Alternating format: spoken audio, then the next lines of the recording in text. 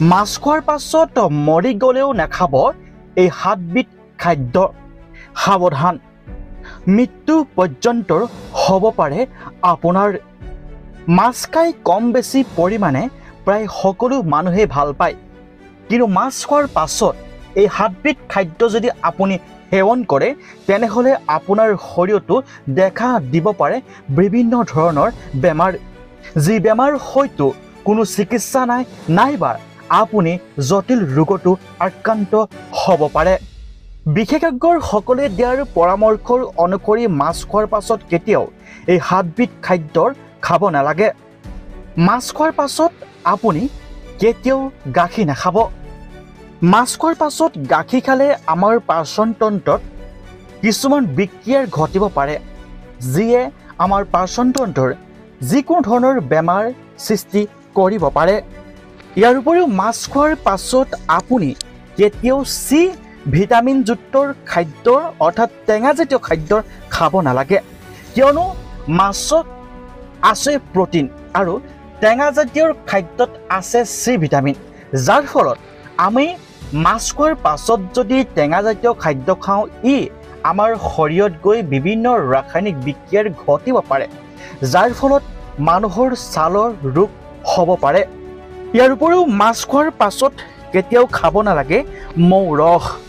ইয়াৰ উপৰিও মাছ খোৱাৰ পাছত কেতিয়াও দৈ খাব নালাগে। এই কেইবিধ খাদ্য এইকাৰণে খাব নালাগে, মাছ হৈছে এবিধ শীতল জাতীয় খাদ্য, যিয়ে আমাৰ পাকস্থলী তথা পাচন তন্ত্ৰ ঠাণ্ডা কৰি ৰাখে, আৰু ইয়াৰ উপৰিও মাছত আছে প্ৰচুৰ পৰিমাণৰ প্ৰটিন। সেয়েহে মাছ খোৱাৰ পাছত যদি আপুনি চাহ খায় অথবা গাখীৰ খায়, দৈ খায়, টেঙাজাতীয় খাদ্য খায় আৰু কণী খায়, এইবোৰে আমাৰ শৰীৰৰ পাচন তন্ত্ৰৰ লগত বিক্ৰিয়া ঘটিব পাৰে আৰু যাৰ ফলত বিভিন্ন ধৰণৰ বেমাৰ আজাৰ হ'ব পাৰে। বিশেষজ্ঞসকলে কোৱাৰ অনুসৰি মাছ খোৱাৰ পাছত গাখীৰ, মাংস আৰু কণী খালে আমাৰ ছালৰ এবিধ যি ৰোগ আছে ভিটিলিগো, এই ৰোগবিধে সৃষ্টি হ'ব পাৰে আমাৰ ছালত। কিন্তু এই সন্দৰ্ভত কোনো চিকিৎসকে বা বৈজ্ঞানিকে এতিয়ালৈকে পৰীক্ষা কৰি পোৱা নাই। কিন্তু অতীজৰে পৰা কেতিয়াও মাছ, মাংস, কণী আৰু গাখীৰ এই কেইবিধ খাদ্যৰ লগতে খাব নালাগে বুলি বহু চৰ্চিত তথা বিশেষজ্ঞসকলে ক'ব বিচাৰে, কিয়নো এই কেইবিধ খাদ্যৰ লগতে খালে আমাৰ শৰীৰৰ ভিতৰৰ পাচন তন্ত্ৰৰ বিভিন্ন বিক্ৰিয়া ঘটিব পাৰে, আৰু যাৰ ফলত বিভিন্ন ধৰণৰ সমস্যাৰ তথা আমাৰ শৰীৰত বিভিন্ন ধৰণৰ ৰোগ সৃষ্টি হ'ব পাৰে।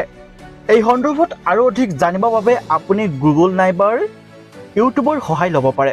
ভিডিঅ'টো শেষলৈকে চোৱাৰ বাবে সকলোকে ধন্যবাদ জনাইছোঁ। জয় অসম।